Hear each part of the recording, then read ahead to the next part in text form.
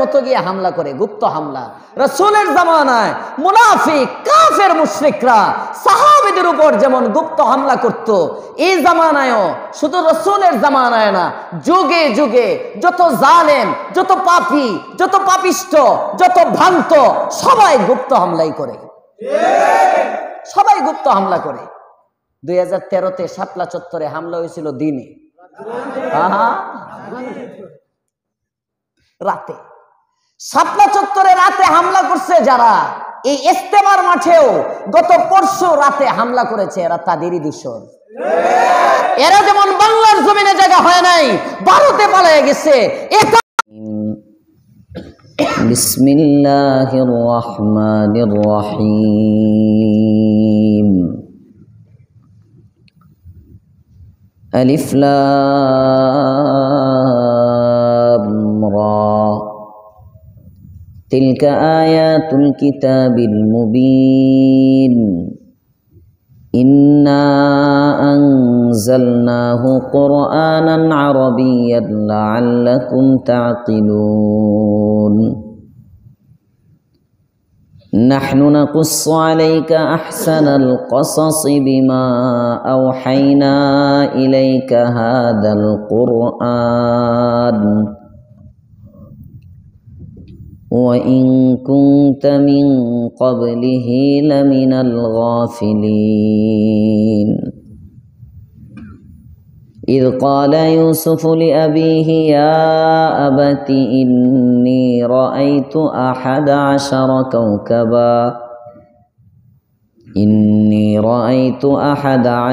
كوكبا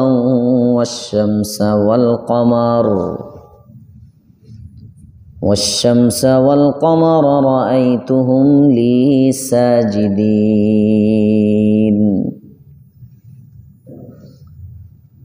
قال يا بني لا تقصص رؤياك على إخوتك فيكيدوا لك كيدا إن الشيطان للإنسان عدو مبين وكذلك يجتبيك ربك ويعلمك من تأويل الأحاديث ويتم نعمته عليك وعلى آل يعقوب كما أتمها على أبويك من قبل إبراهيم وإسحاق إن ربك عليم حكيم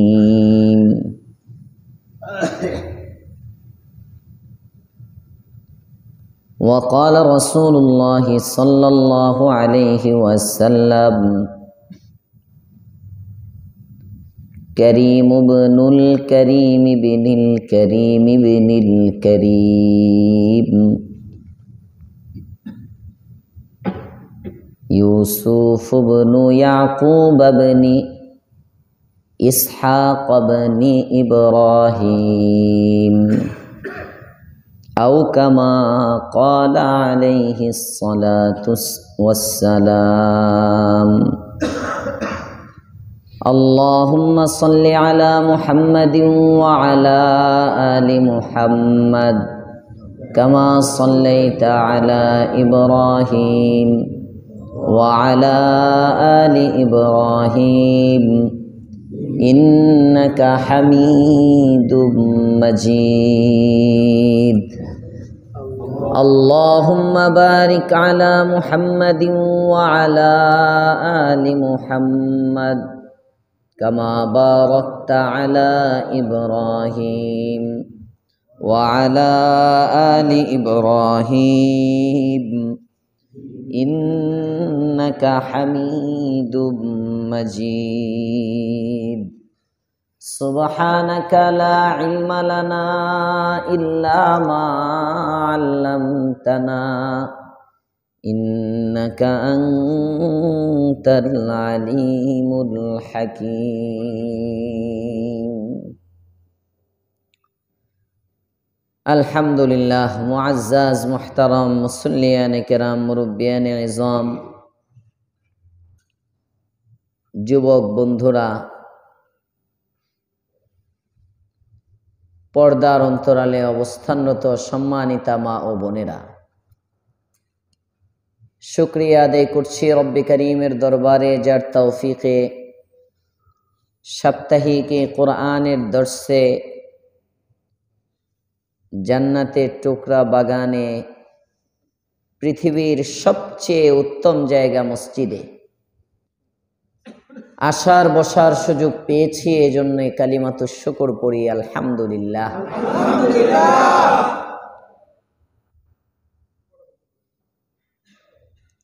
চতুর্দিকে একটু আতঙ্ক কাজ করতেছে।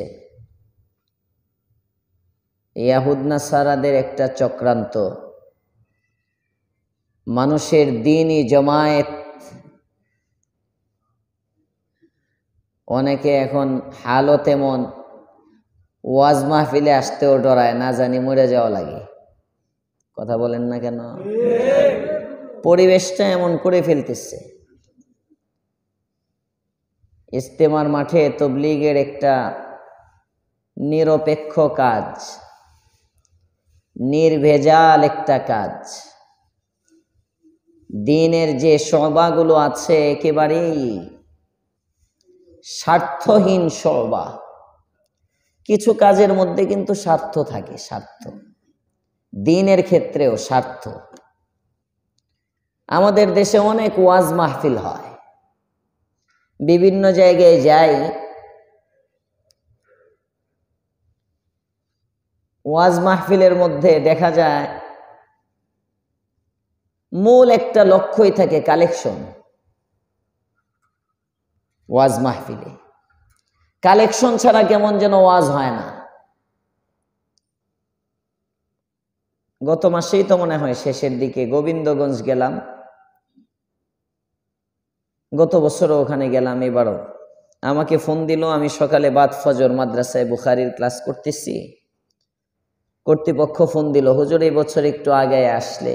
আমি বলছি হ্যাঁ আসবো। বয়ান কয়টা? হুজুর 9টায় আপনাকে বয়ানে দিয়ে দিব। এবার নিয়ত করছি আর কালেকশন টালেকশন অন্য কাউরে দিয়ে না, সব আপনার উপরে। আমি বললাম যে ভাই আমি তো কালেক্টর না, কালেকশন পারি না বাহিরে। ঢাকা থেকে বুখারী পড়ানো বাদ দিয়ে এত দূরে কালেকশনের জন্য আমি আসতে পারবো না। আপনারা অন্য কোনো বক্তা দেখেন, আমি আসবো না। তো আমার এক মুসল্লি মাস্টার সাহেব, ওনার পরিচিত সোর্সে গত বছর গিয়েছিলাম ওনার মাধ্যমে, তো এবার ওরাই পরিচিত, ওরাই দাওয়াত দিচ্ছে। আবার গিয়ে ওই স্যারকে ধরছে যে কোনোভাবে হুজুরে আনতে হবে। উনি আমাকে ফোন দিলেন হুজুরেরা, তারাও আমাকে ভয়েস পাঠাইলো কয়েকটা। কে বলল হুজুর কালেকশন করতে হবে? কোনো কালেকশন না, আপনি শুধু আসবেন, বয়ান করবেন, কালেকশনের কোনো কিছু নাই। ভয়েসটা সব পাঠাইল। গেলাম আমি, আমাকে বয়ানে দিল। 49 মিনিট বয়ান করার মাথায় একটা কাগজ দিল, হুজুর কালেকশন। আমি আস্তে করে মাইকটা এদিকে সরাই, আমি বললাম আপনারা কালেকশন করেন। সোজা গাড়ি ছেড়ে এসে বসছি, একেবারে দাঁড়াই নাই। মঞ্চের থেকে নেমে কাউকে কোনো কথা বলার সুযোগ দেয়নি। তো ওয়াজ মাহফিল, আমি যে মসজিদের খতিব, ওখানে আজ থেকে 5-7 বছর আগে, আমি খতিব হওয়ার পরপরই, 7 বছর না আরো 8-9 বছর আগে, খতিব হওয়ার 1 বছরের মাথায়, জওয়ান মানুষ তো, জজবা, ওই এলাকার মধ্যে মাজার আছে একটা। এই যে এখানে যেমন কোন একটা মাজার লেখা দেখলাম, কার মাজার যেন, মকদুম শাহ কি শাহ, এখানে একটা মাজার আছে, শাহ সাহেবের মাজার। তো উনি কেমন, ওনার সম্পর্কে তো আর আমি জানি না, এখনো কোনো কিছু জানি না, ভালো না খারাপ, মাজারে উরস আছে না নাই, কোনো কিছু জানি না। দেখলে মনে হয় উরস টুরস নাই মনে হয়। মাজারে সিন্নি মিন্নি হয় না তো? হয় না, হইলে আরো জাকজমক থাকতো। সিন্নি শেষ হয়ে গেছে। তো আমি আমার মসজিদের সামনে যেটা, ওইটার মাজারটা হইলো এমন কোনো শাহ সাহেব টাহ সাহেব না। ওই মসজিদের যিনি মোতাওয়াল্লি সাহেব ছিলেন, ওই যে আপনারা নাম শুনবেন, আজমপুরের এখানে জয়নাল মার্কেট আছে, ওই জয়নাল মাতবর সাহেব, ওনার বাড়ির মসজিদে আমি খতিব। তো উনি মারা গেছেন। মারা যাওয়ার পরে ওনার তো মেয়ে সব, ছেলে নাই। তো এলাকার প্রভাবশালী লোক ছিলেন, সম্পদশালী। আপনাদের অত্র এলাকায় সরকার সাহেবরা যেমন একটা আল্লাহ তাআলা তাদেরকে শান মান দিছেন, ওইদিকে আবার ওই জয়নাল সাহেবদের এরকম একটা শান মান আছে। এলাকার জমিদার মানুষ, এক নামে চিনে। মারা গেছেন, মারা যাওয়ার পরে নামের শেষে দিয়ে লাগাইছে চিশতি। মারা যাওয়ার আগেও কি এই চিশতি ছিল কিনা আমি জানি না, দেখি জয়নাল আবেদিন চিশতি। এখন আমাদের দেশের একটা হইল কাদেরিয়া, চিশতিয়া, এরকম কিছু লাগাইলেই পীর হয়ে যায়। কথা বলেন না কেন? গদ্দি নিশিন পীর, কত রকম পীর সমাজের মধ্যে। তো আমি শুনলাম ওখানে মাসে মাসে একটু ওই প্রতি মাসে বা ত্রৈমাসিক এমনি কিছু ডেক ডুক ছিল, ওগুলো বিরিয়ানি টিরানি খিচুড়ি মিচুড়ি পাকাইয়া এলাকার কিছু লোকেরা এগুলো খাইতো। মোতাল্লি পরিবার আলহামদুলিল্লাহ অত্যন্ত ভদ্র, ওনারা ভদ্র, কিন্তু তাদেরকে ব্যবহার করতো সাইড থেকে। টাকাওয়ালাদেরকে কিন্তু ব্যবহার করে, বুঝেন নাই? যাদেরকে দুনিয়ায় সম্পদ দেয় এদের চামচার অভাব নাই। আসতে কোন বেঠিক কইলে কোন বেঠিক শুধরায় নিব। এই যে নেতা ফেতা, নেতাদের চামচার অভাব নাই। আতি নেতা ফাতি নেতা, মানে এত নেতা, এগুলোর কারণে মূল নেতা খুঁজে পাওয়া যায় না। সব হইলো ধান্দা, ঘুরলেই খাওয়া যায়। এই যে বক্তা যারা, আমার আব্বা তো 44 বছর যাবৎ বয়ান করে, আমি বক্তার ঘরে জন্ম হয়েছে, তো এইগুলোর হালত আমার খুব ভালো জানা। এই 44 বছর পর্যন্ত আমার বাপের কোনো পিএস নেই। উনি নিজের দাওয়াত নিজে মেনটেন করেন, যে কারণে মাঠে ময়দানে আবু ইউসুফ মাহমুদির কোনো বদনাম নেই। আজ পর্যন্ত কেউ বলতে পারবে না উনি একটা দাওয়াত রেখে দাওয়াত ক্যান্সেল করছে, কেউ বলতে পারবে না। হ্যাঁ, একান্ত অসুস্থ, একেবারে মাজুর, হসপিটালে ভর্তি, কথার কথা। এই ধরনের শরীর ওজর ছাড়া হরতাল, গাড়ি ভাঙচুর যেতে পারতেছে না। কিন্তু মনে করেন আমি আপনাদের এখানে একটা প্রোগ্রাম রাখলাম, এখান থেকে আরেকটু বড় একটা প্রোগ্রামের দাওয়াত পাইলাম, আরেকটু বড় মঞ্চ। সাধারণত বক্তারা করে কি, ছোটটারে না করে দেয়, ভাই আমি বিশেষ কারণে আসতে পারবো না। কেন? তুমি এখানে ওয়াদা দাও নাই? কিসের দিনদার তুমি? কিসের দিন প্রচার করো?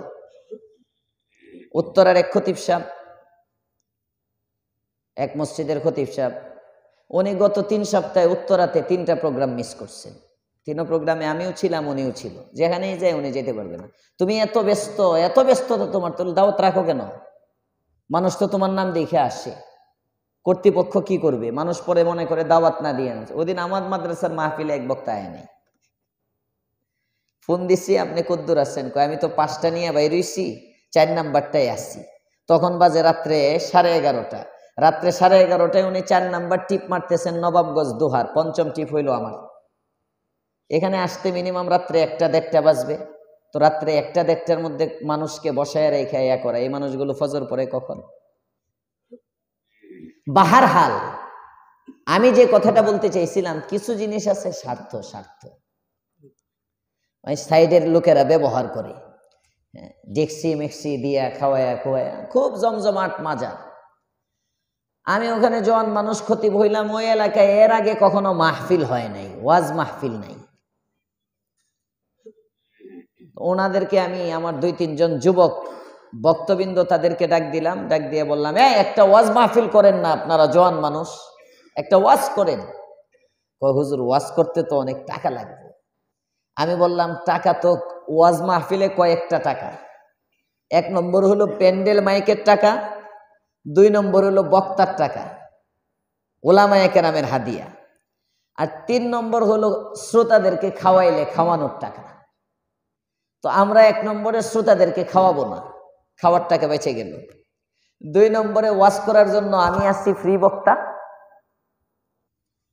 আবার আপনারা মনে করেন না হুজুর সব জায়গায় ফ্রি, ফ্রি বাইরে লইয়া গেলে পরে নিজের গাড়ি ভাড়া দিয়ে ওয়াজ করন লাগবো। হ্যাঁ, ভাড়া গাড়ি লইয়া যাই, অনেক সময় এমন হয়, চুক্তি করি না তো, গাড়ি ভাড়া 6,000 টাকা, মাহফিল থেকে দেয় মোটের মধ্যে 4,000 টাকা। কি করবো, এতিমের মতো আইসা বাসার থেকে আর 2,000 নিয়ে তারপরে গাড়ি ভাড়া দিই। চুক্তি যে অনেকে করে, খালি খালি করে না, উভয় পক্ষের দোষ আছে, বিবেক নাই, চাইলেই দিতে হয়। কেন? তোমার আকল নাই? একজন আলেম আসে, ওনার গাড়িটা ভাড়া, তোমার তো বিবেক, তোমার কাছে চাইতে হবে কেন? সব জিনিস চাওয়া লাগে। বাহার হাল, তো আমি তারে বললাম যে আমি ফ্রি বক্তা আছি আর আব্বুকে আমি আইনা দিব। আমি ছেলে হিসেবে যদি বলি, বাস আব্বুরও কোনো হাদিয়া লাগবে না, আব্বুর হাদিয়া। তো 2 বক্তা যদি আমরা ওয়াজ করি, বক্তার দায়িত্ব আমার। কারণ আমার গোষ্ঠী ডাইনে বামের সামনে পিছনে যা আছে সব খালি আলেম। দাদার গোষ্ঠী বলেন, নানার গোষ্ঠী বলেন, নানা 55 বছর ধরে বুখারি পড়া, মামারা, এক মামা ইসিবি চত্বরের খতিব, একজনে আশুলিয়ার খতিব, সবাই মানে আলেমী। আমি বক্তা কয়জন লাগবে? বক্তার জিম্মাদারি আমার। প্যান্ডেল আর মাইক এটা আপনারা ব্যবস্থা করতে পারবেন না। তারা যখন দেখছে 2টাকে, হুজুর এটা তো ব্যাপার না, জওয়ান মানুষ, মাশাআল্লাহ। মাহফিল করলাম, প্রথম যখন মাহফিল চালু করলাম, তুমি ছিল প্রথম মাহফিলে, আসরের নামাজের পরে আমি দেখি বিশাল প্যান্ডেল, মঞ্চে গিয়ে দাঁড়াইছি, দেখি মাশাআল্লাহ নারী পুরুষ, মহিলাও আসতেছে পুরুষও আসতেছে, কারণ এরা তো ওয়াজ দেখে নাই, উরস দেখছে। উরসের মধ্যে তো নারীও যায় পুরুষও যায়, আর মহিলাদের জজবা কিন্তু পুরুষের চেয়ে বেশি।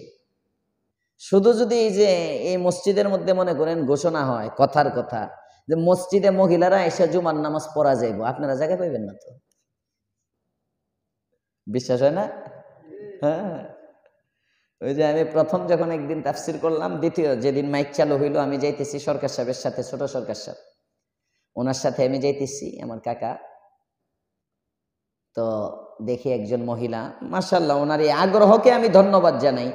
বোরকা পড়া ছিলেন, উনি বলতেছে, এই তোমার জন্য আমি দাঁড়ায় রইছি, কালকে এই জায়গাটার মধ্যে জুমার বাউ করে দিবা, জুমার ব্যবস্থা করবা এখানে। একজন মহিলা বলছিলেন এখানে। তো এই যে জুমার ব্যবস্থা, মানে আগ্রহ আছে, দিনের আগ্রহ। তো আগ্রহটা ব্যবহার করতে হয় বৈধ পন্থায়। কথা বলেন ঠিক না বেঠি? মহিলাদের জন্য মসজিদে জামাতে নামাজ পড়া জায়েজ নাই, মাকরু তাহরিমি।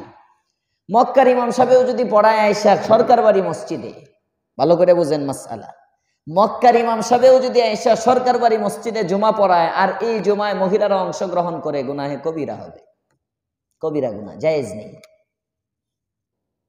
হুজুর মক্কার মধ্যে যে পড়ি আমরা, মদিনায় যে পড়ি আমরা, মাসআলা ভিন্ন। মক্কার মধ্যে শুধু কি মক্কায় মসজিদ না, আরো মসজিদ আছে। ওমরা হজে গেছেন কারা কারা এখানে আছেন? হাত উঠান তো, কয়জন আছেন? মাশাআল্লাহ অনেক, 1 2 3 4 5 6 7, হ্যাঁ অনেকজন আছে।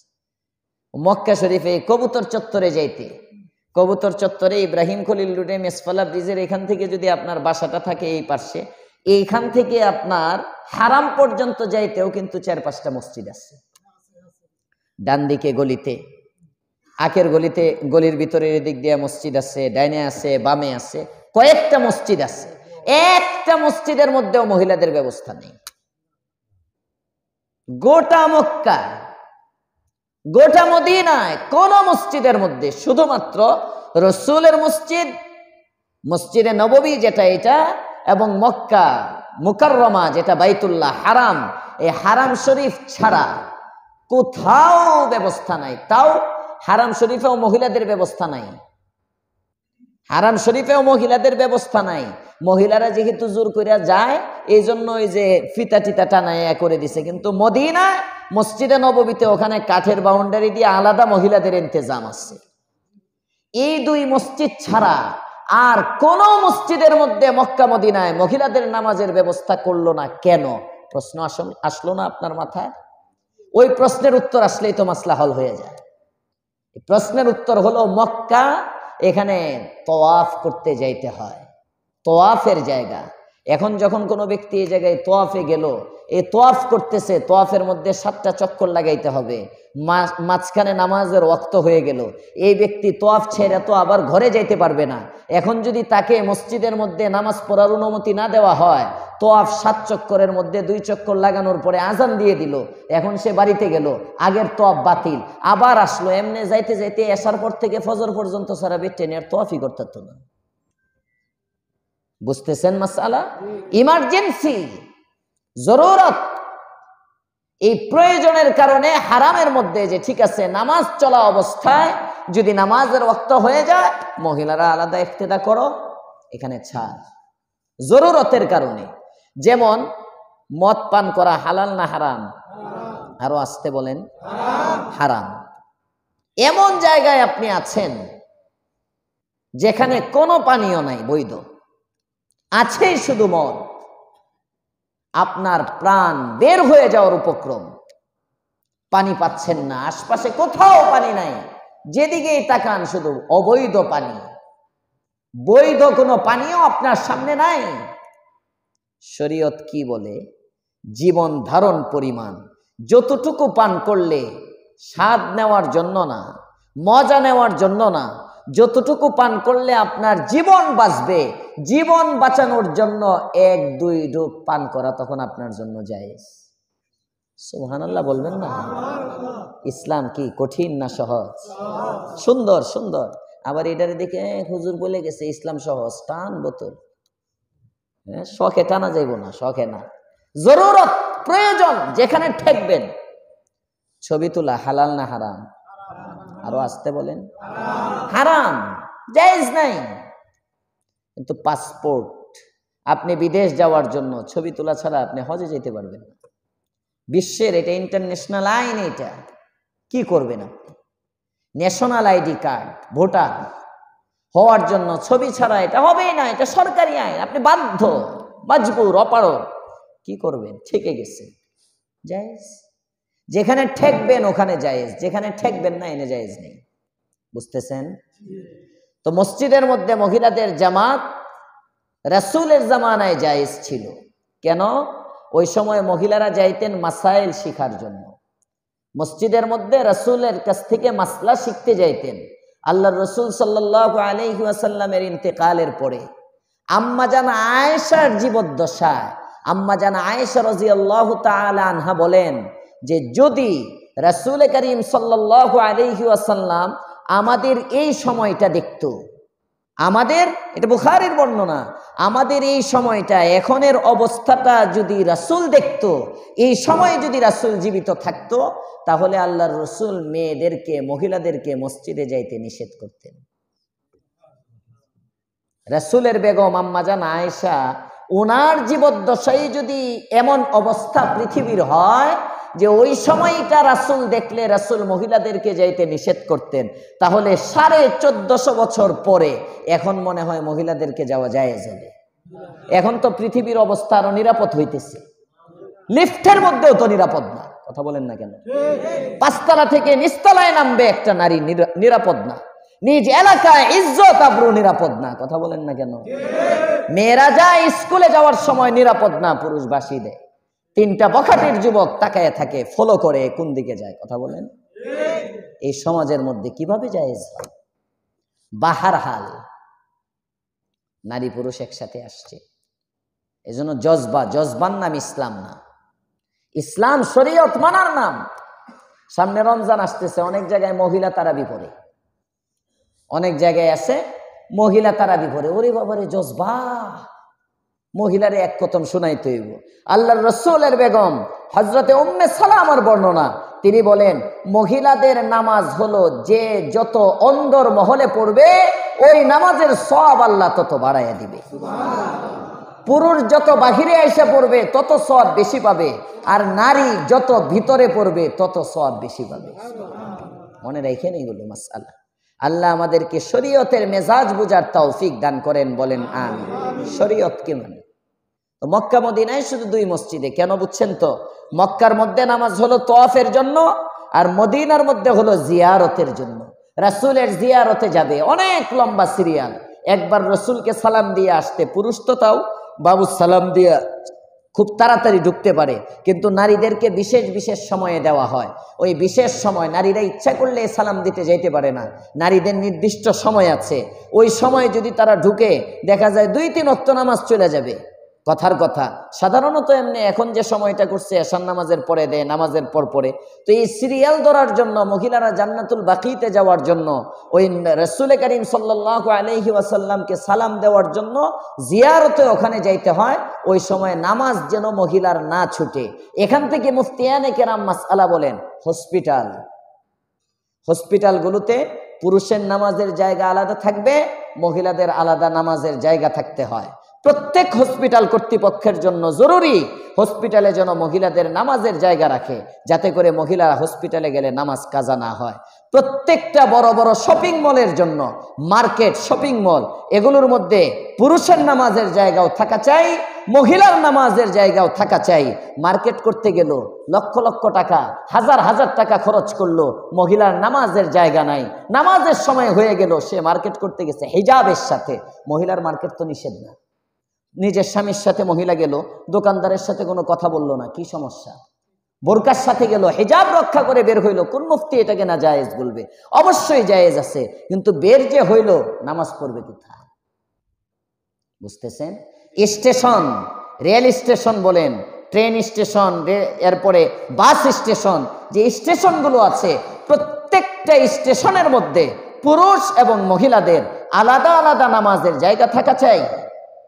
স্টেশনে বাস আসতে দেরি হয়ে গেছে, দেখা যায় অনেক সময় স্বামী স্ত্রী একসাথে গেছে, যে এখন স্বামী নামাজ পড়তেছে, মহিলা নামাজের জায়গা পাইতেছে না, মহিলা নামাজ পড়তেছে না, ওনার 2 ওয়াক্ত 3 ওয়াক্ত নামাজ কাজা হয়ে যাইতেছে, ঢাকা থেকে চিটাগাং যাওয়া পর্যন্ত। এর দায়ভার কার? সবার তো প্রাইভেট কার নিয়ে যাবে সামর্থ্য নাই। 10,000 টাকা 12,000 টাকা দিয়ে প্রাইভেট কার নিয়ে ঘুরবে, সামর্থ্য নাই যে যেখানে ইচ্ছে এই জায়গায় থামাবে, এক জায়গায় কোথায় নারীর জায়গার ব্যবস্থা আছে, নামাজের ব্যবস্থা আছে, ওখানে থামবে। এই জন্য স্টেশন, মার্কেট, অর্থাৎ যেখানে গণজামায়াত হয়, নারীও যায় পুরুষও যায়, এমন জায়গাগুলোতে একসাথে নয়, আলাদা আলাদা পুরুষের নামাজের জায়গা, মহিলাদের নামাজের জায়গা, আলাদা আলাদা ব্যবস্থা থাকা চাই। আল্লাহ বুঝার তৌফিক দান করেন, বলেন আমিন। নারী পুরুষ জানে না একসাথে আসছে, আমি মাইক নিয়ে বললাম যে মহিলারা চলে যান, এটা পুরুষদের মাহফিল, আপনাদের জন্য অমুক জায়গায় ব্যবস্থা করা হয়েছে, বলে দিলাম, ওই জায়গায় গেল। মাহফিল চললো 1 বছর, প্রথম বছর মাহফিল হইল, মাশাআল্লাহ, দ্বিতীয় বছর মাহফিল হইল, তৃতীয় বছর 3 বছর করলাম, তৃতীয় বছরও মাহফিল হইল। প্রথমে রাস্তার এই পারে ওই পারে, পরে ওই কোনায়। 3 বছর মাহফিল করার পরে আমার কাছে খবর আসলো, মাশাআল্লাহ, মাহফিলটারও ভালো কালেকশন করে, আব্দুল্লাহপুর পর্যন্ত মাহফিলের কালেকশন হয়, অথচ বক্তার টাকা নেই। মানে আমি খতিব সাহেব, যে ঠিক আছে আমরা খতিব সাহেব 2 ঘন্টা, আর 2 ঘন্টা তো আমি বয়ান করি, আর আমার মুসল্লি মাশাআল্লাহ, খতিব সাহেব যতক্ষণ আছে, হুজুর চলো, চলতে থাকুক, আমি বয়ান করি, আব্বু যান প্রধান আলোচক হিসাবে। তো দ্বিতীয় বছর আব্বুকে 10,000 টাকা দিচ্ছে, অন্য জায়গায় গেলে তো এমনি কম ছাড়া 20-25 হাজার টাকা দেয়, বলা ছাড়া আব্বুরে, ওরা কিছু বলে না, এমনি দিচ্ছে হাদিয়া, ভালো কথা। আর আমার তো টাকাই লাগে না, বক্তার খরচ হয়ে যায় তাদের 10-15 হাজার টাকার মধ্যে, আর প্যান্ডেল মাইকে গিয়ে শুনি 2 লাখ 3 লাখ টাকা কালেকশন করে, টাকা যায় কই? আমি আসতে করে, পরের বছর আমাকে এসে আবার বলতেছে, হুজুর মাহফিল হবে না? আমি বললাম আপনারা করেন। যেই বললাম আপনারা করেন, উপরে তো লেভেল নাই, এখন আর মাহফিল হয় না, একদম মাহফিল বন্ধ, মাহফিল বন্ধ। আমি আস্তে করে পিছিয়ে গেলাম, কারণ এটা তো একটা বিজনেস পয়েন্ট হয়ে গেছে, বুঝলেন? বিজনেস, এটা দিনের খেদমত নাই। তো এরকম অনেক ওয়াজ মাহফিলের মধ্যেও স্বার্থ থাকে, কথা বলেন না কেন?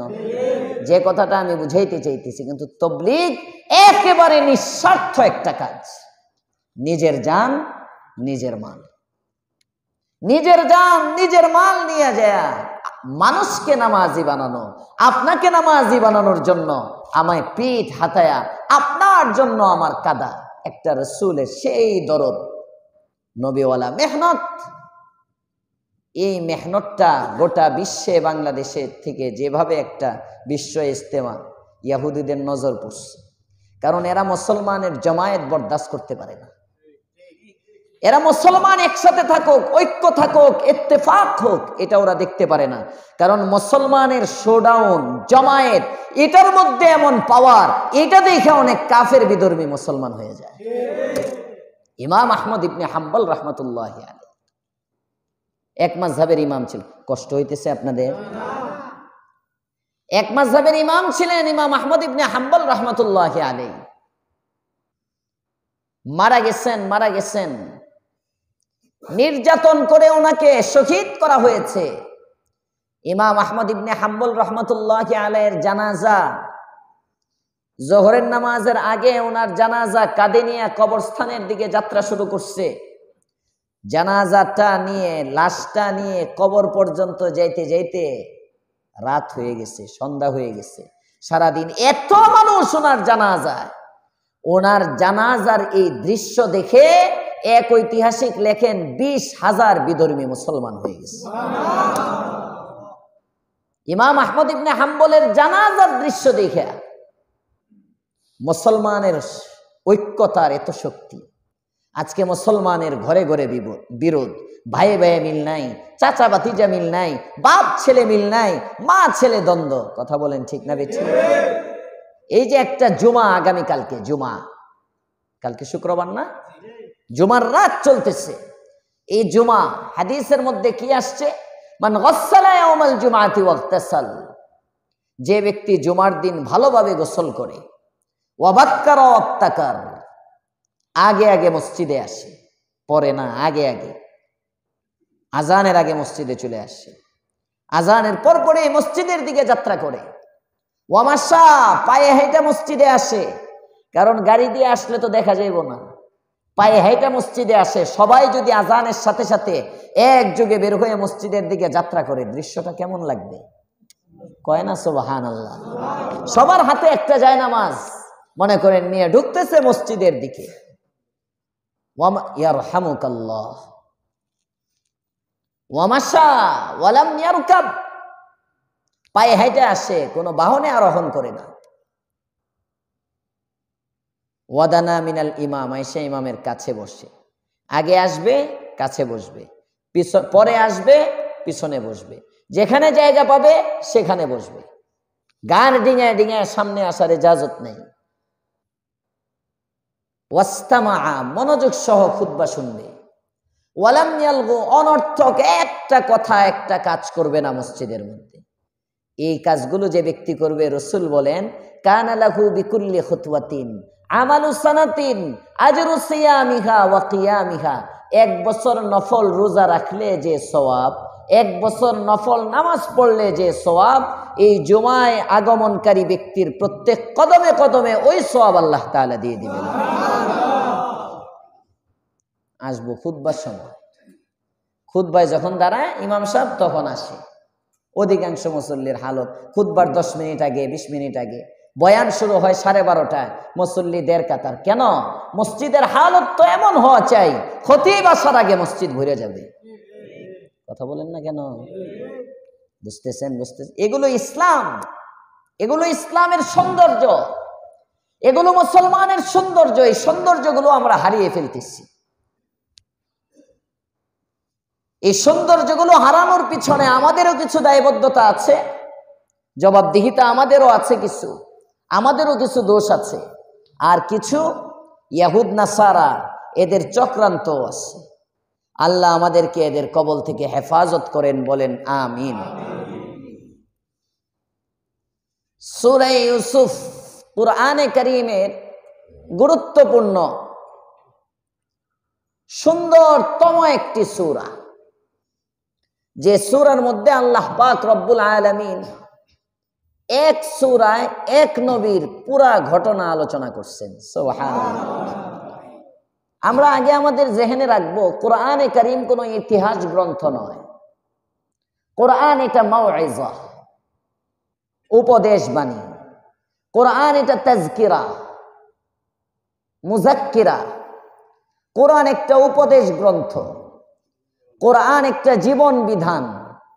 কোরআন এটা ইতিহাস গ্রন্থ নয়।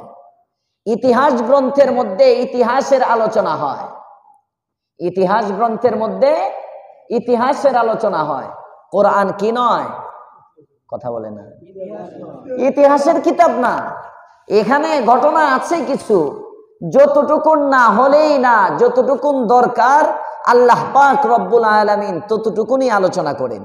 কিন্তু মুসা আলাইহিস সালামের আলোচনা যতটুকুন দরকার ততটুকুন, ইব্রাহিম আলাইহিস সালামের আলোচনা জায়গায় জায়গায় যতটুকুন দরকার ততটুকুন।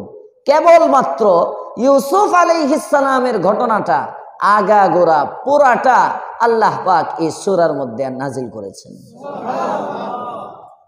কোন পয়গম্বরের ঘটনা বিস্তারিত আলোচনা না করে একমাত্র ইউসুফ আলাইহিস সালামের ঘটনা স্বয়ং রব বিস্তারিত আলোচনা করলেন কেন? তার এক জবাব, আল্লাহর পয়গম্বরকে পরীক্ষা করার জন্য ইহুদিরা আসে বিভিন্ন সময়, নবীরে পরীক্ষা করে। পরীক্ষা একদিন একজনে এসে বলে, ও মুহাম্মদ, বলো তো ছেলে কেন হয়, মেয়ে কেন হয়? সুবহানাল্লাহ বললেন না? পরীক্ষা করে। কেন ছেলে? বাবার ঔরস থেকে, বাবার সলব থেকে নুতফা,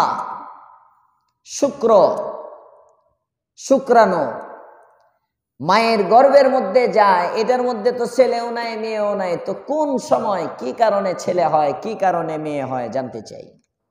বুখারীতে আসছে। প্রশ্ন করে গিয়ে, আয় মুহাম্মদ,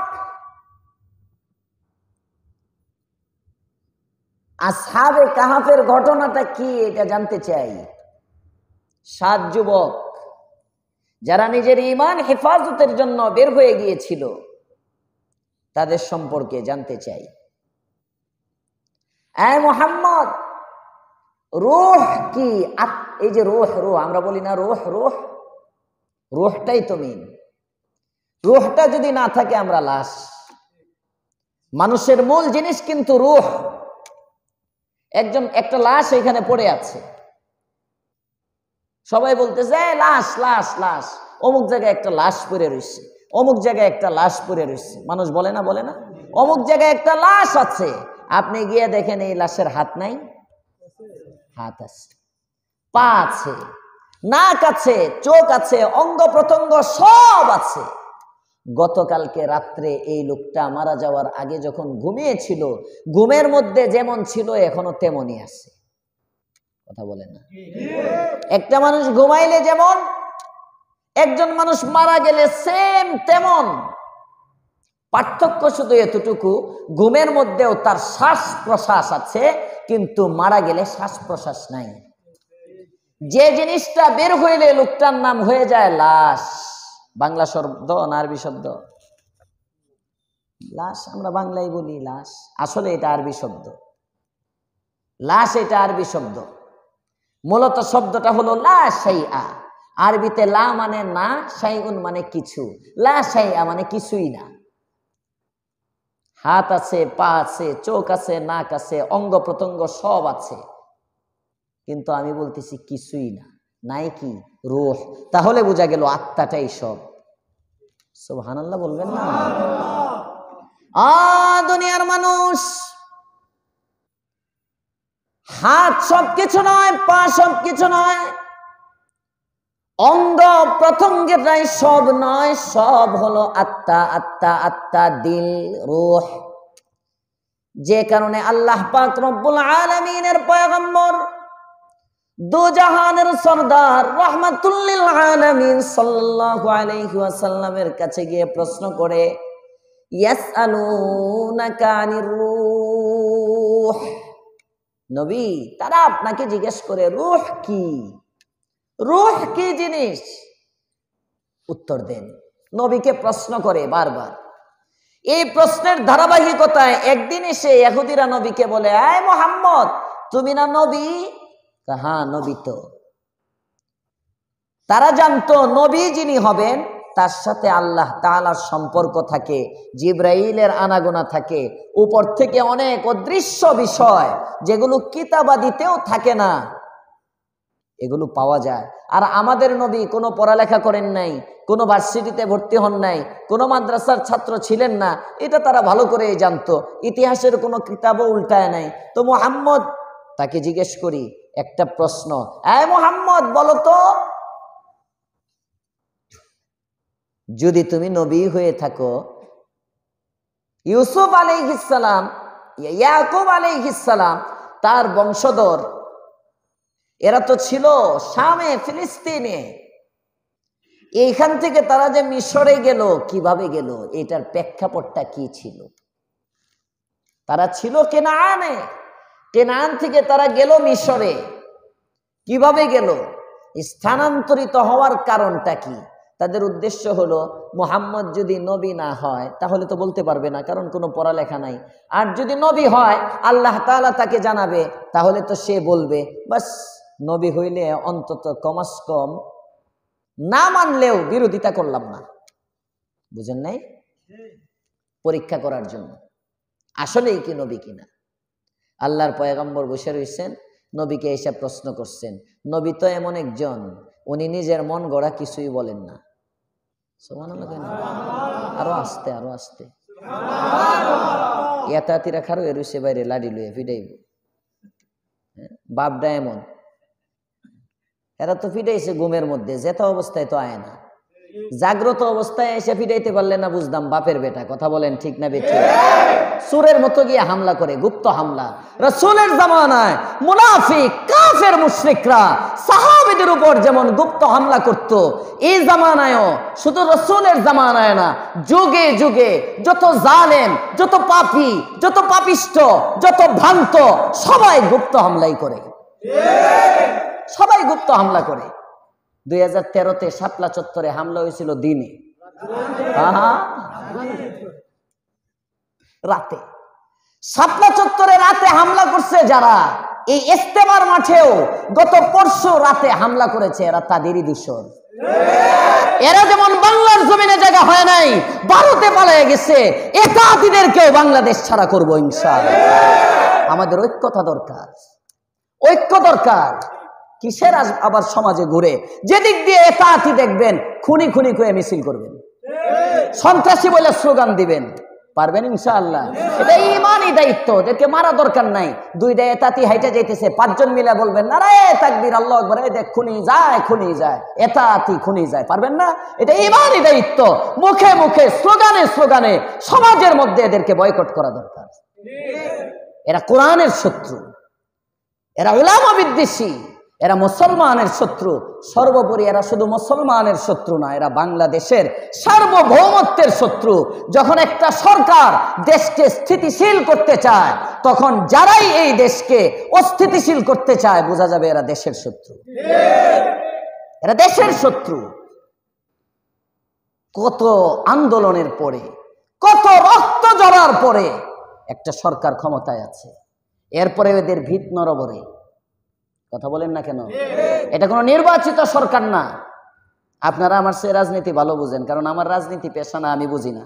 অনেক বয়স্ক মানুষ বসে রয়েছেন। এটা একটা নির্বাচিত সরকারের যেমন শক্তি থাকে, এই যে বিএনপি বারবার বলতেছে নির্বাচন দেন, নির্বাচন দেন, নির্বাচন দেন। কেন বলতেছে? ক্ষমতায় যাওয়াটাই মুখ্য উদ্দেশ্য না, মানে একটা শক্তিশালী শাসক ক্ষমতায় আনা, এটা উদ্দেশ্য। এটা শুধু তারা ক্ষমতায় যাওয়ার জন্যই না, কারণ এই সরকার এটা একটা গণ অভ্যুত্থানের সরকার। এই সরকারের এত ভিত নাই, ভিত মজবুত না। এই যে ছাদ দেখতেছেন, এটার উপরে 10 তলা করা যাইব? হ্যাঁ, 10 তলা করার আগে এই বাঁশবুস সব ভাঙা, হ্যাঁ, সব ফালায় নিচের থেকে আবার মজবুত করে পিলার দিতে হবে। 10 তলা, এই খুঁটির উপরে 10 তলা চলবে না। কথা বলেন না কেন? হ্যাঁ, তো আমাদের যে সরকার আছে বর্তমানে, এই সরকার ইচ্ছা করলে অনেক কিছু করতে পারতেছে না। অনেক আইন পাস করা তারা সম্ভব না, অনেক কিছুই করা সম্ভব না। যদিও করে বাইপাস, অনেক দিক দিয়ে ঘুরায় ফিরায় করতে হয়, অনেক সাইড দিয়ে আইনা করতে হয়। যে কারণে বিএনপি, হ্যাঁ, যারা ওই সরকারি যারা ক্ষমতায় যাওয়ার চিন্তা ভাবনা করে বা যারা প্রবীণ দল, তারা বারবার যারা বুঝে রাজনীতি, এখন আমাদের তো, আমরা বয়স যাদের কম, আমাদের আকলও তো কম। কথা কন না কেন? এজন্য অনেক জওয়ান মনে করে বিএনপি ক্ষমতায় যাইতে পাগল হয়েছে। আসলে ক্ষমতাটাই মুখ্য উদ্দেশ্য না। 17 বছর ক্ষমতায় বাহিরে রয়েছে, আর 2 বছর থাকলে কি সমস্যা? কথা কন না? আরো 2 বছর। কিন্তু সমস্যাটা হলো, একটা শক্তিশালী গভর্নমেন্ট যতক্ষণ পর্যন্ত না আসবে, দেশ স্থিতিশীল হবে না, দেশ স্বাভাবিক হবে না। এই দেশকে স্বাভাবিক করার জন্য একটা নির্বাচিত সরকার প্রয়োজন, দেশকে স্বাভাবিক করার জন্য। এই জন্য নির্বাচন। এই দেশকে যারা অস্থিতিশীল করতে চায়, 5ই আগস্টের পর থেকে বিভিন্নভাবে দেখেন না, ইন্ডিয়া আন্দোলন, ওইন্ডিয়া আন্দোলন, ইন্ডিয়া আন্দোলন, সমানে খালি আন্দোলন। মানে কেমনে সরকারকে বিব্রত করা যায়। এই পরশুদিনের হামলাটা, এটার জবাব দেওয়ার জন্য আপনারা কি মনে করেন? আলেম ওলামা বাদ দেন, মাদ্রাসার ছাত্রছাত্র সব বাদ দেন, দেশের মধ্যে যারা আম সাধারণ আছে তবলিগের সাথী, এদের মধ্যে শতকরা 90% লোক উলামায়ে কেরামের সাথে। এই 90% লোক তাকায় আছে আলেম ওলামার দিকে। আজকে এক শ্রেণীর মানুষ বলে আলেম ওলামা নাকি উগ্র, উলামায়ে কেরাম নাকি উগ্র। উলামায়ে কেরাম যদি উগ্র হতো, গতকালকে যদি শুধু ঘোষণা করত, সারা বাংলাদেশ থেকে ইস্তেমার মাঠে আইসা একটাও বেরোইতে পারতো না, সবগুলো তুরাগে জাপ দিত। তো উলামায়ে কেরাম কি বলছে? 3 জন মারা গেছে বাস, আমরা আর মারতে চাই না, আমাদের মারা দরকার নাই, আমরা তো সহনশীল জাতি, রাসূল বরদাস্ত করছেন, আমরাও সবর করব। এই সবর করে করে করে করে আসেন। কিন্তু অন্তত স্লোগান দিয়ে এদেরকে চিনাইবেন। এই এলাকায় মনে হয় নাই, যদি থাকে 1-2টা আসেনি এতাআতি, তো এদেরকে চিনাইবেন, এগুলোরে চিনাইয়া দিবেন। যাওয়ার সময় চিনাইবেন, এই এতাআতি যায়, ও এতাআতি যায়, এইভাবে এইভাবে এইভাবে সামাজিকভাবে। পারবেন ইনশাআল্লাহ? আল্লাহ তৌফিক দান করুক, বলেন আমিন।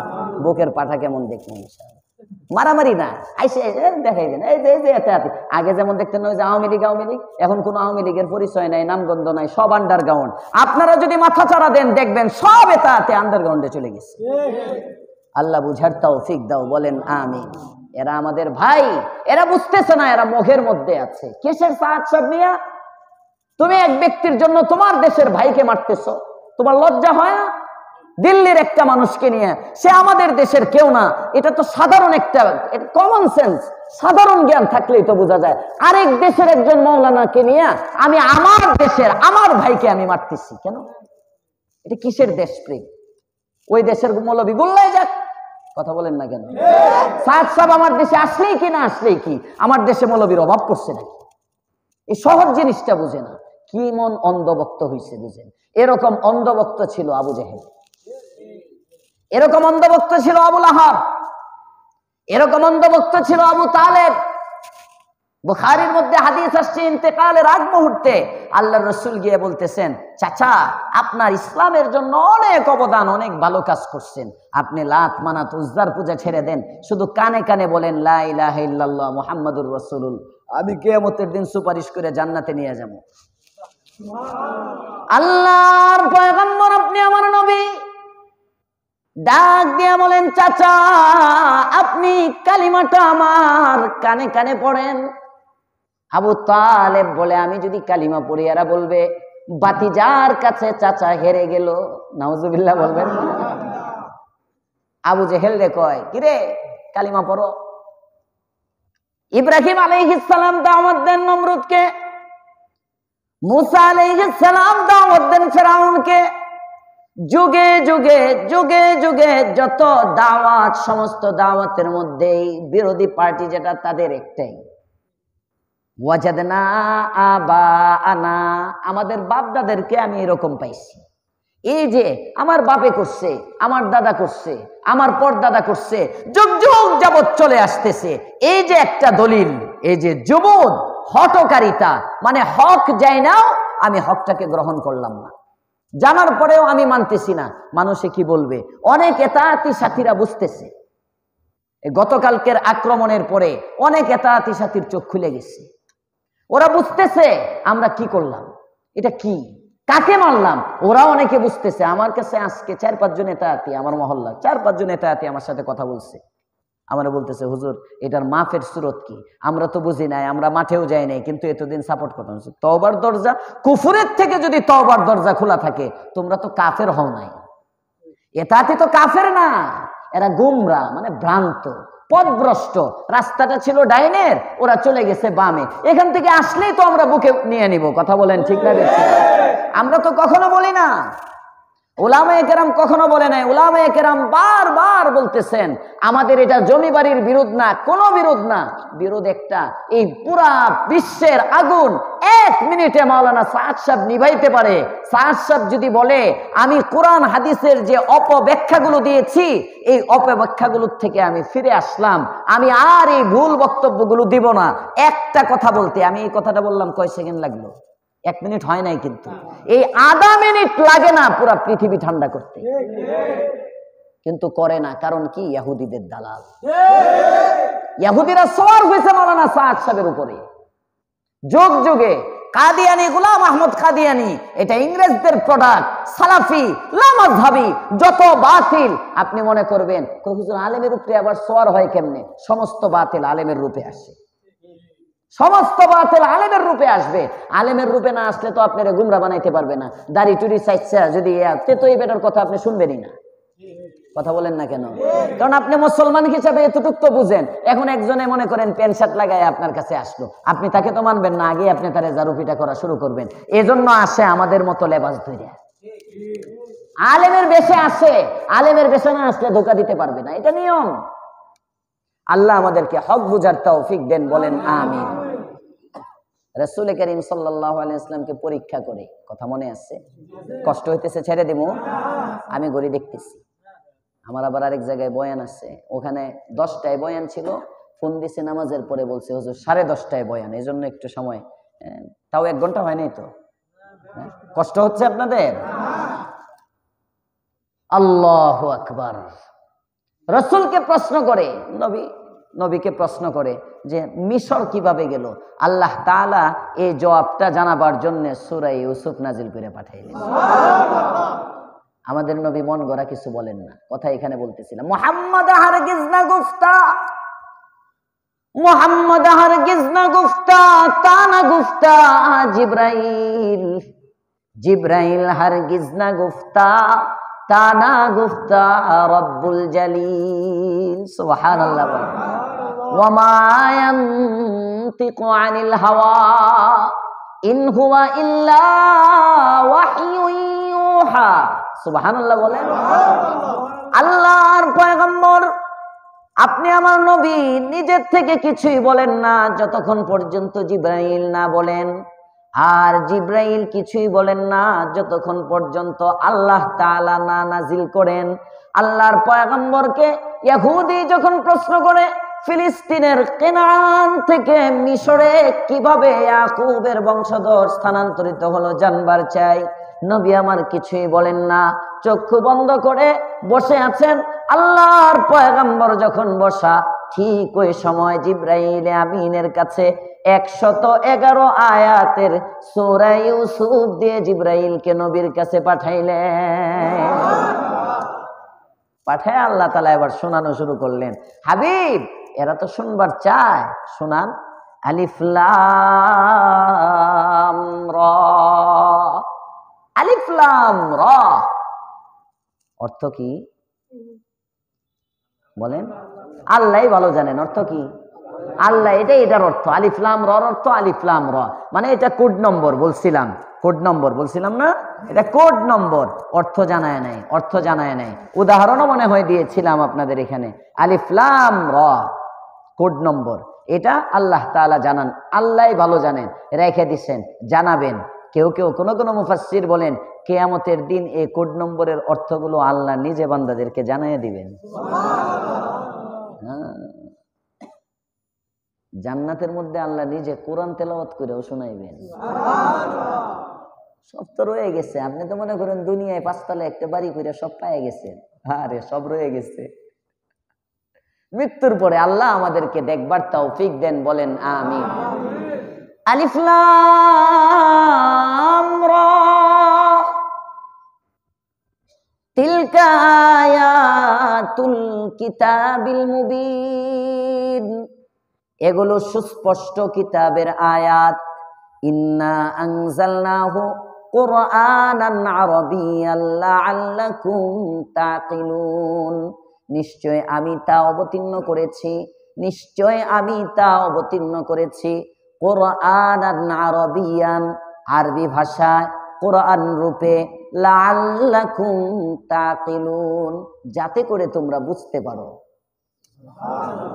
অন্য ভাষায় হইলে, আরবে অবতীর্ণ তো, অন্য ভাষায় হলে তোমাদের বুঝতে কষ্ট হবে, এজন্য তোমরা যাতে বুঝো। এখন একটা কিচ্ছাই তো শুনতে চাইছো, আসো শোনাই।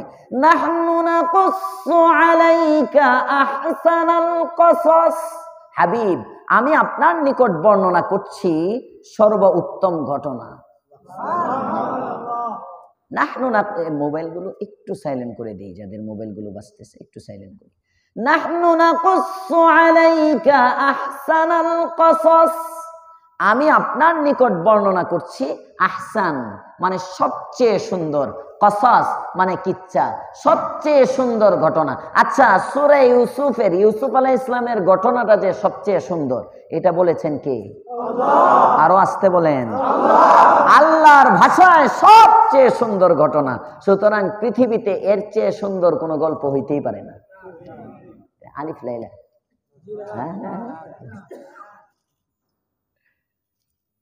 নাহনু নাকুসসু আলাইকা হাসানাল কসাস, আমি আপনাকে সবচেয়ে সুন্দর একটা গল্প শোনাচ্ছি। মুফাসসিরিন কেরাম লেখেন ইউসুফ আলাইহিস সালামের ঘটনাটা সবচেয়ে সুন্দর কেন? তার কারণ হলো ইউসুফ আলাইহিস সালামের ঘটনার মধ্যে প্রেমিকের জন্য শিক্ষা আছে, প্রেমাস্পদের জন্য শিক্ষা আছে, রাজার জন্য শিক্ষা আছে, প্রজার জন্য শিক্ষা আছে, বাবার জন্য শিক্ষা আছে, সন্তানের জন্য শিক্ষা আছে, ভাইদের জন্য শিক্ষা আছে, আত্মীয় স্বজনের জন্য শিক্ষা আছে, জেলখানার গল্প আছে, কয়েদি মানুষের জন্য শিক্ষা আছে, মুক্ত মানুষের জন্য শিক্ষা আছে। সুবহানাল্লাহ কইেন না। আলেমের জন্য শিক্ষা আছে, গায়রে আলেমের জন্য শিক্ষা আছে, শিশুর জন্য শিক্ষা আছে, যুবকের জন্য শিক্ষা আছে, কৈশোরের জন্য শিক্ষা আছে, বৃদ্ধর জন্য শিক্ষা আছে, হাত্তাকে জান্নাতীর জন্য শিক্ষা আছে, জাহান্নামীর জন্য শিক্ষা আছে, নারীর জন্য শিক্ষা আছে, পুরুষের জন্য শিক্ষা আছে, স্বামীর জন্য শিক্ষা আছে, স্ত্রীর জন্য শিক্ষা আছে, এক কথায় ব্যবসায়ীর জন্য শিক্ষা আছে, চাকরিজীবীর জন্য শিক্ষা আছে। এমন কোন সেকশন নাই যে ব্যক্তির জন্য সূরা ইউসুফের মধ্যে শিক্ষা নাই। সূরা ইউসুফে সবার জন্য শিক্ষা। প্রেম কেমনে করতে হবে এটা সূরা ইউসুফ থেকে শেখা যায়। অবৈধ প্রেমের ডাক আসলে কেমনে বাঁচতে হবে এটা সূরা ইউসুফ থেকে শেখা যায়। ইমানের মূল্য কেমন, ইমানের উপর অটল অবিচল যদি থাকে আল্লাহ তাআলা যে হেফাজত করেন এটা সূরা ইউসুফ থেকে জানা যায়। পয়গম্বর ইউসুফ আলা নবিয়িনা ওয়া আলাইহিস সালাতু ওয়াস সালাম কিচ্ছা তাফসীরে কুরতুবীর মধ্যে আসছে। ইমামে কুরতুবী লেখেন পয়গম্বর ইউসুফ আলা নবিয়িনা ওয়া আলাইহিস সালাতু ওয়াস সালাম মিশরের বাদশা যখন হইছেন, আসবে সামনে আয়াতের মধ্যে মিশরের বাদশা কেমনে হইছেন, কিভাবে গিয়ে হইছেন, সব কূপের থেকে নিয়ে আল্লাহ তাআলা মিশরের সিংহাসনের মধ্যে বসাইছেন, বাইরা তো কূপের মধ্যে ফেলে দিচ্ছেন, মনে করছেন মরে যাইব, আর এখান থেকে আল্লাহ তাআলা উঠায় নিয়া মিশরের বাদশা বানায়া ওই ভাইগুলোকে আবার তাদের ইউসুফ আলাইহিস সালামের পায়ের কাছে নিয়ে ফেলাইছেন। করেন কে? আরো আসতে বলেন। দেখেন না, দেখেন না, এই যে ইউসুফ আলাইহিস সালামের ঘটনার মধ্যে আওয়ামী লীগের জন্য শিক্ষা আছে, বিএনপির জন্য শিক্ষা আছে। তিনজনে কয় ঠিক, বাকিরা কয় বেঠিক। হ্যাঁ, যে নেত্রীর থাকার কথা জেলখানায়, মইরা যাওয়ার কথা এতদিনে। আমাদের সাবেক প্রধানমন্ত্রী বিরোধী দলীয় নেত্রী, মানে মাঠের বিরোধী দলীয় নেত্রী, যিনি কাগজে কলমে তো চাচিয়া ছিল, কাগজে কলমে বিরোধী দলীয় নেত্রী তো চাচি, এরশাদ চাচা হইলে উনি চাচি না? হ্যাঁ, কাগজে কলমের বিরোধী দলীয় নেত্রী তো ছিল চাচি, কিন্তু ওই যে মাঠের বিরোধী দলীয় নেত্রী, ওনার সম্পর্কে বক্তৃতা দিলেই তো এখন আর ক্ষমতায় যাওয়ার স্বপ্ন দেখা যাবে না, জেলখানায় আর হসপিটালে ঘুরে ঘুরে মরতে হবে। প্রধানমন্ত্রীর বক্তব্য, সাবেক প্রধানমন্ত্রী, জেল, জেল থেকে হসপিটাল, এই দুই জায়গায় দৌড়াতে দৌড়াইতেই কবরে যাইব। হায় হায় হায়, আল্লাহ তাআলা দেখায়। সুবহানাল্লাহ বলবেন না? ওই যে শুক্রবারে পত্রিকায় আসছিল, বৃহস্পতিবারই তো মনে হয়েছিল, এটা বিশুদ্ধবার ছিল, সেনাকুঞ্জ যে সেনাবাহিনীর এখানে সেনাকুঞ্জ, ওটা বৃহস্পতিবার ছিল। পরে শুক্রবারে পত্রিকায় দেখে আমি ওই সপ্তাহে আমার যেখানে বয়ান ছিল কোটবাড়িতে উত্তরা, আমি ওখানে বলছিলাম যে গতকালকে আল্লাহ তাআলার যে কুদরত কোরআন হাদিসে যে আছে, যে আল্লাহ পাক রব্বুল আলামিন সব করেন, এটা আরেকটু বোঝা গেছে। যে নেত্রীর থাকার কথা কবরে, ওই নেত্রী যায় সেনাকুঞ্জে, আর যিনি সেনাকুঞ্জে যাওয়ার কথা উনি ভারতে। বুঝলেন না? শিক্ষা আছে না নাই? ইউসুফ আলাইহিস সালামের থাকার কথা কুয়ায়, মরে যাওয়ার কথা, বাইরে ফালাইয়া দিছে, উনি রাজ দরবারে। মিল আছে না? মিল আছে না? এভাবে দেখবেন সূরা ইউসুফের মধ্যে এমন কোন আয়াত নাই। এজন্য সূরা ইউসুফের তাফসীর কিন্তু এটা খুব গরম তাফসীর, নরম না। একেবারে সিললে লাইব এক একজন যারে ধরবো। হ্যাঁ, কষ্ট পাইবেন না তো? কারো গায়ে পড়লে সমস্যা নাই তো?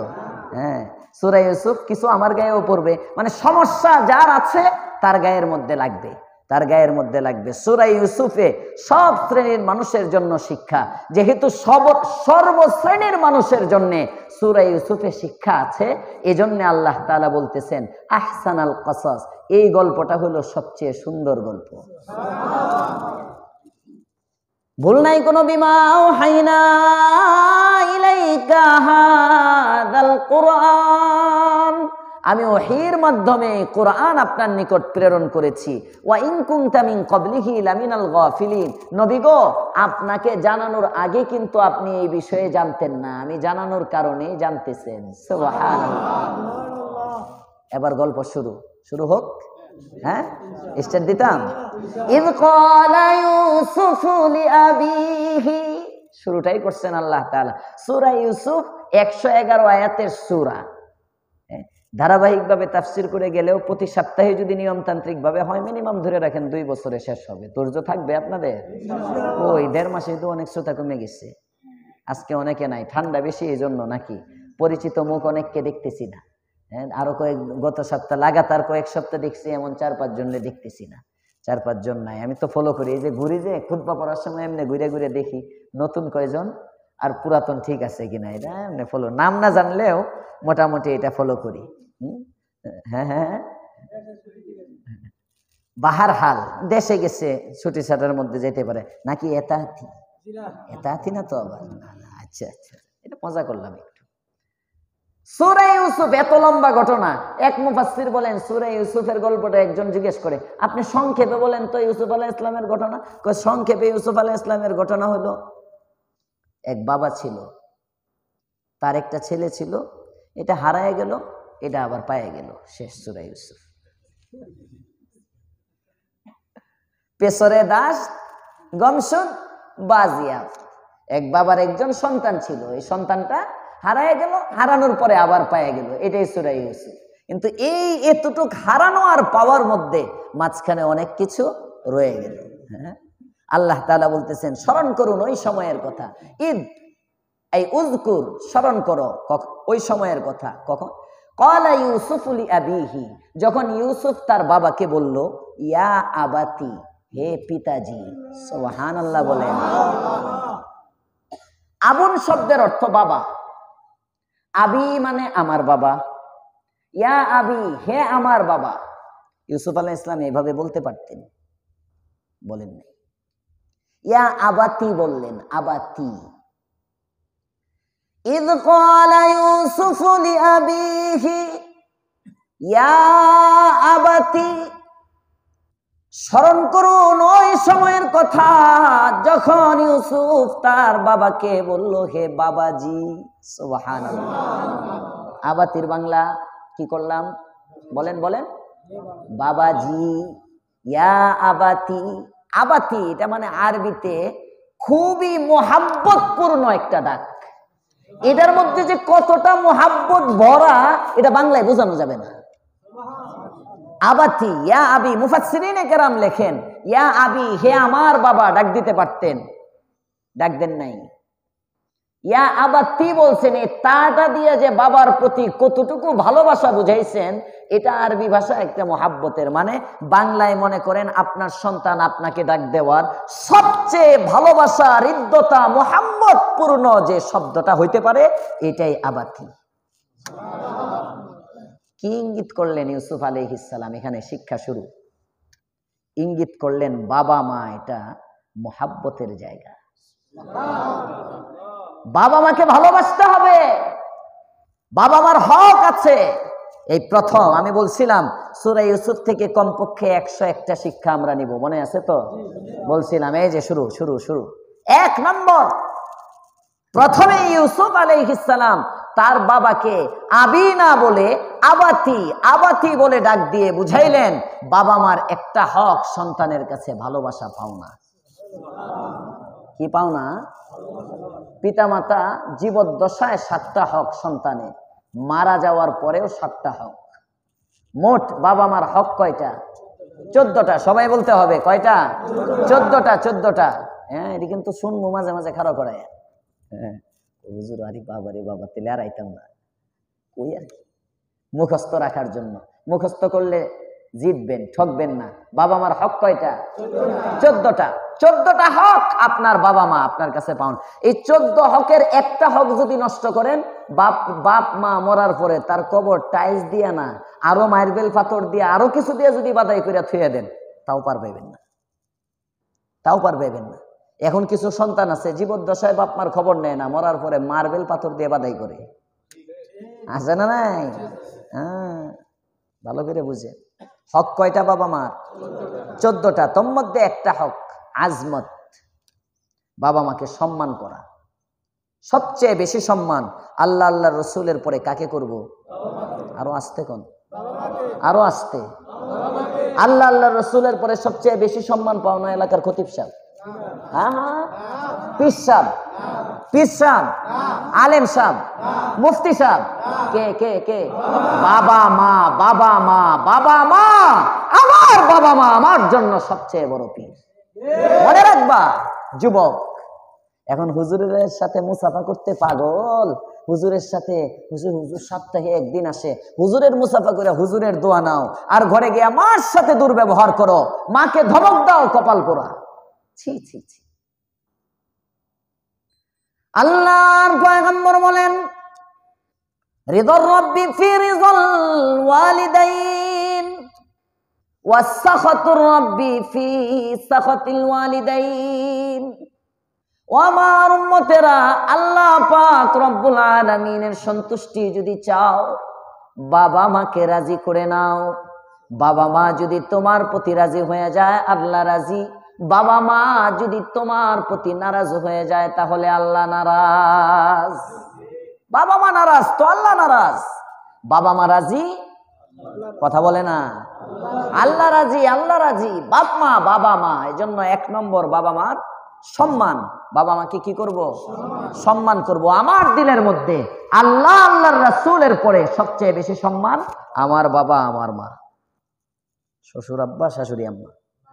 হ্যাঁ হ্যাঁ, ওইটা রাখবেন 2 নম্বরে। 1 নম্বরে নিজের বাবা নিজের মা, মনে থাকবে ইনশাআল্লাহ। হ্যাঁ, এখন শ্বশুরই ভাল লাগে, নিজের মা ভাল লাগে না। নিজের মা ভাল লাগে না। শাশুড়ি, ওরি বাবারি বাবা, শাশুড়ির কি প্রশংসা। আর শাশুড়ির মিষ্টি নিয়ে যায়, এরপরে দিয়ে শাড়ি নিয়ে যায়, আরো কত কি। শীতের দিন শাশুড়ি আম্মার ঘরে আগে কম্বল আছে কিনা খবর নেই। হ্যাঁ, খবর নাও তো, আম্মারে যে গত বছর কম্বলটা দিছিলাম এটা আছে না ছিঁড়ে টিড়ে গেছে। নিজের মা কিন্তু কাঁথা গায়ে দিয়ে ঘুমায়, কপাল পোড়ায়, খবর লয় না। হায় হায় হায়, দেশ শেষ। বাবার সম্মান নাই, মায়ের সম্মান নাই। 92% মুসলমানের দেশে রাস্তায় চলার সময় যখন বৃদ্ধাশ্রম গুলো দেখি, চোখের পানি গড়ায় গড়ায় পড়ে। হায়, এটা মুসলিম সমাজ না আমেরিকা। কেন বাংলাদেশের মতো একটা 92% মুসলমানের দেশে কেন বৃদ্ধাশ্রম থাকবে? কথা বলেন না কেন? কেন বৃদ্ধাশ্রম থাকবে? আমার বাবা বৃদ্ধ হয়ে গেলে এটা আমার জন্য নেয়ামত, আমার মা বৃদ্ধা হয়ে গেলে আমার জন্য নেয়ামত, বাবার ছায়া আমার ছায়া, এটা আমার জন্য বরকত রহমত। মার উসিলায় আমার আল্লাহ আমাকে রিজিক দেয়, আমার বাবার উসিলায় আল্লাহ আমাকে রিজিক দেয়। তুমি জানো যুবক, একটা বাবার কত দাম? বুখারীর হাদিস, আল্লাহর রাসূল বলেন, তুরজাকুনা বিযুআফাইকুম। তুমি মনে করতেছো তোমার ঘরের মধ্যে তোমার বাবা আছে, হুইল চেয়ারে ঠেলতে হয়, হুইল চেয়ারে ঠেলতে হয়। তোমার মা আছে 1 বছর যাবৎ বিছানায় পড়া, 3 মাস যাবৎ বিছানায় পড়া, হ্যাঁ, বিছানার মধ্যে পেশাব করে পায়খানা করে। তুমি হয়তো বুঝা মনে করো, বুঝা মনে করো তুমি, কিন্তু এটা তোমার জন্য কত রহমত, মরলে বুঝবা। 5 হাতির বল মিয়া, 5 হাতির শক্তি। জ্ঞানীরা বলে বাবা মা যখন থাকে আমরা বুঝি না, হারাইলে বোঝা যায়, হারাইলে বোঝা যায়। এজন্য বাবা মাকে সম্মান করব ইনশাআল্লাহ, সবাই সম্মান করব। 1 নম্বর হক আজমত, আমার বাবা মা আমার কাছে সম্মান পাও না। 2 নম্বর মুহাব্বত, আমার বাবা মা আমার কাছে ভালোবাসা পাও না, সুবহানাল্লাহ। মারে ভালোবাসবেন, মাকে মোহাব্বত করবেন, মোহাব্বতে মোহাব্বতে মার হাতের মধ্যে একটা চুমা দিবেন, মোহাব্বতে, মোহাব্বত মোহাব্বত। যায় ওরে বাবা রে বাবা, কত জায়গা পীর বাবার পায়ের মধ্যে কদম বসি করতে যায় না, নিজের বাপের পায়ের মধ্যে কদম বসি কর, মাথা না ঘুরাইয়া, মাথা ঝুঁকানো তো জায়েজ নেই। কদম বসি কিসের পীর বাবার কদম বসি? নিজের বাবার কপালের মধ্যে চুমা দাও, নিজের বাপের কপালে চুমা দাও, নিজের বাপের হাতে চুমা দাও, নিজের বাপের সম্মান করো, মোহাব্বত করো, ভক্তি প্রকাশ করো। এটি করবো না, এ যাইব পীর বাবার কাছে দেওয়ানবাগ, ৮ রশি, ৬ রশি, ১৪ রশি, মাইজ ভান্ডার, হ্যাঁ কত জায়গা আছে না, ভান্ডার শরীফ, বিভিন্ন জায়গায় যাইব, গরু নিয়া, উট নিয়া কালেকশন করে, তারপরে বিভিন্ন খাসি নিয়া, ছাগল নিয়া, বিভিন্ন জায়গায়। একদিন একজন বলতেছে আমাদের মুফতি সাহেব হুজুরকে, হুজুর দেওয়ানবাগের মধ্যে কত গরু। হুজুর কয়, গরুর দরবারে গরু, তো সমস্যা কি? কথা বল না, আছে না নাই? ভক্তি কি? সবচেয়ে বেশি ভক্তি করব কাকে? বাবা মাকে। বাবা মাকে ১ নম্বর আজমত, সম্মান। ২ নম্বর মোহাব্বত, ভালোবাসা। ৩ নম্বর ইতাআত, এই যে ইতাআতি, এরা সাদ সাহেবের আনুগত্য করে। ইতাআত আল্লাহ আল্লাহ রসুলের পরে কার? বাবা মার। বলে না আল্লাহ আল্লাহ রসুলের পরে কার? বাবা মার। তাহলে বাবা মার ১ নম্বর হক, জীবদ্দশার ৭ হক বলা হচ্ছে। জীবদ্দশায় ১ নম্বর হক আজমত, সম্মান। ২ নম্বর মোহাব্বত, ভালোবাসা।